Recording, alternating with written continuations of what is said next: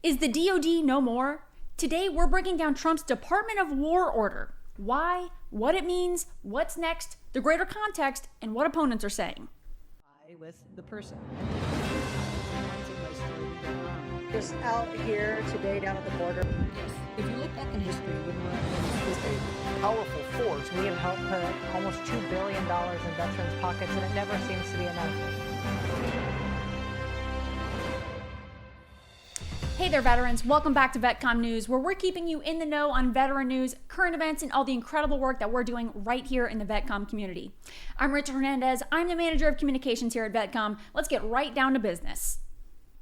Okay, to start, like you heard me say, that's right. Trump renames the DoD to Department of War. Now, when I was first seeing headlines about this on social media, I thought that it was like fully changed over to that, but that doesn't seem to be the case. It's more of a secondary title, as they're saying here.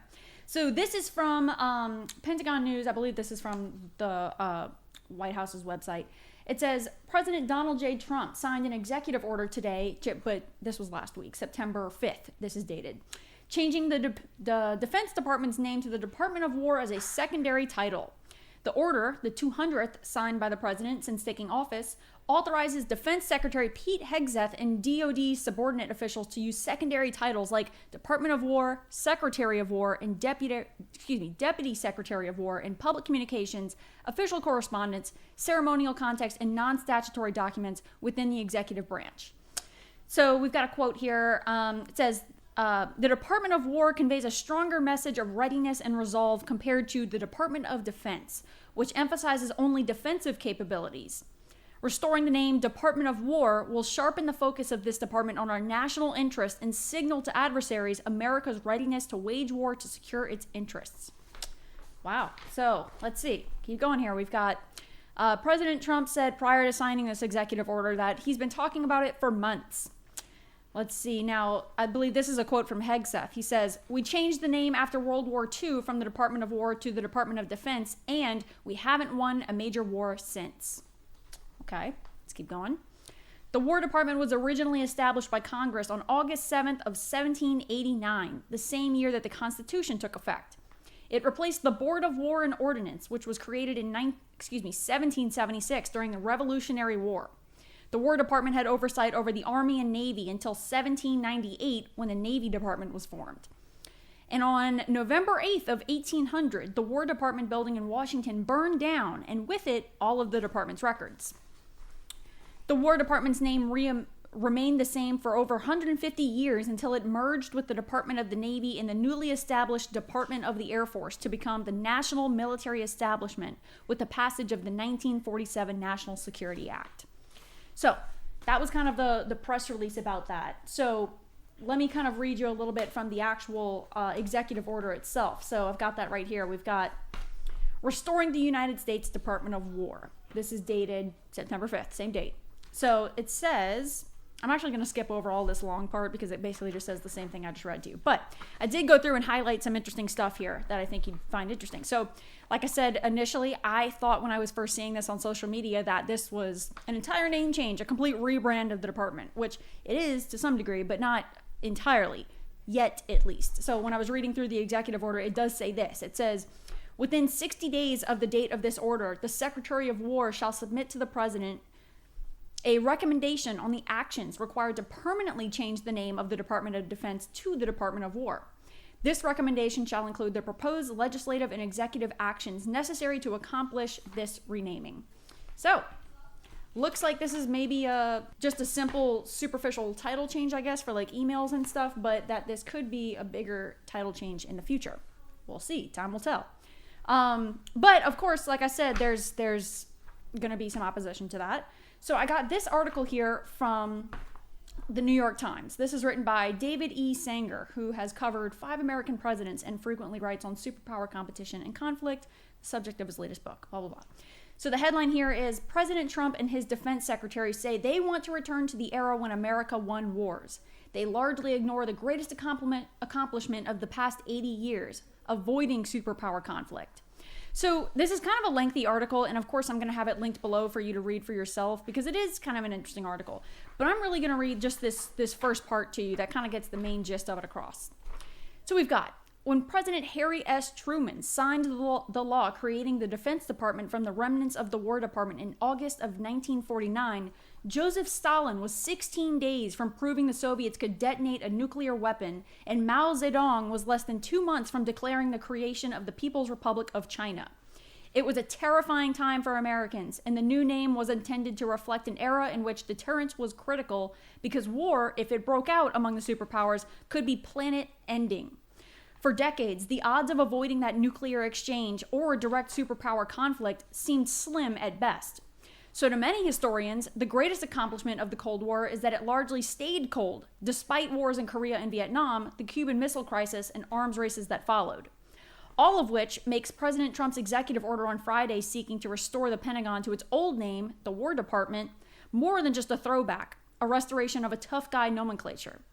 At a moment when deterrence is more critical than ever, in cyberspace, outer space, in a world where Russia and China are celebrating an uneasy partnership to challenge American preeminence, Mr. Trump argues that the answer is to go back to the good old days.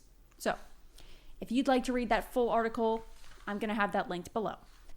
Okay, now to end on a little bit of a lighter note here with the news, I found this headline that I had to pick up on because we are here in San Diego, if you didn't know. So we've got Veterans Find Strength, New Beginnings at 2025 National Veterans Summer Sports Clinic. That happened here in San Diego. Let me show you. I want to show you the pictures and I want to read to you how awesome this was.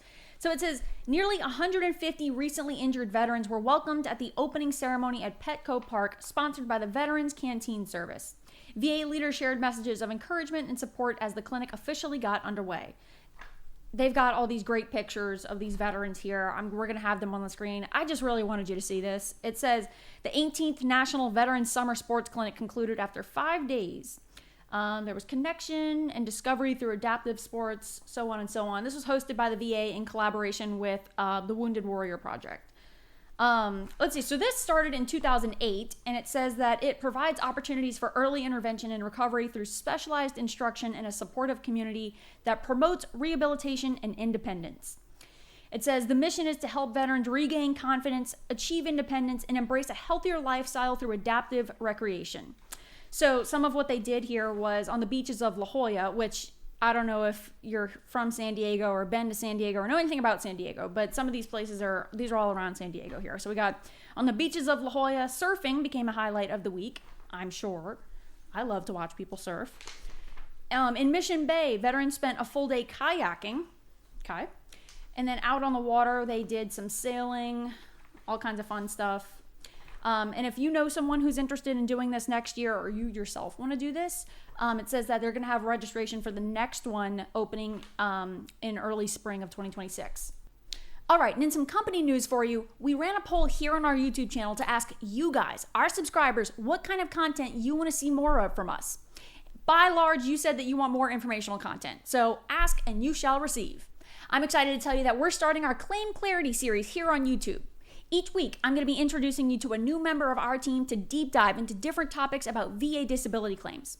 You're going to get solid information from some of our top guys here at VETCOMM. You're not going to want to miss this, I'm telling you. So if you haven't already, go ahead and subscribe to our channel and turn on those notifications. The first episode is dropping Monday.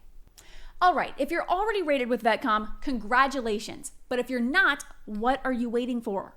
If you're trying to figure out whether or not we're worth the money, why don't you go check out our testimonial playlist that's on our channel right now and see what all of those veterans have to say. Many of them say that we don't even charge enough considering how much money they're receiving now. That return on investment is worth it. Don't think that you need the help? Well, to be honest, maybe you don't. But here's a comparison for you. If you're about to be in a criminal trial, tell me which option you think is going to be your best bet. Defending yourself, a public defender, or a paid attorney who's handled and won thousands of cases just like yours. Yeah. A one-time upfront fee, payment plans, a money-back guarantee, and you get to keep every single cent you get from the VA. Do yourself a favor and get on a free claim review call right now with our team to see if we're a good fit for you. Head to vetcom.us right now. You have waited long enough.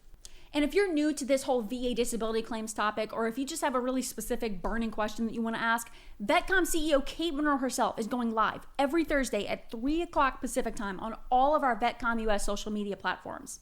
She's going to be answering your VA disability claim questions. So this is totally free. Why are you going to miss this opportunity to ask Kate your questions directly? All right, if you've made it this far and you watch this pretty often, you would probably recognize that we're in a little bit of a different set here. If you didn't catch it last week where I told you guys, we're in my office now. We were in a studio before, but now we're shooting in my actual office. I'm right here at VETCOMM. You're looking in my office right now that we have made into the new set. So let me know what you think down in the comments. All right, guys, thank you so much for watching. Remember, the VETCOMM news drops every Thursday, but in the meantime, we also post a ton of other great informational content right here on this channel. So make sure that you like, share, and subscribe. I'm Rachel Hernandez. This has been VETCOMM News. We'll see you next time.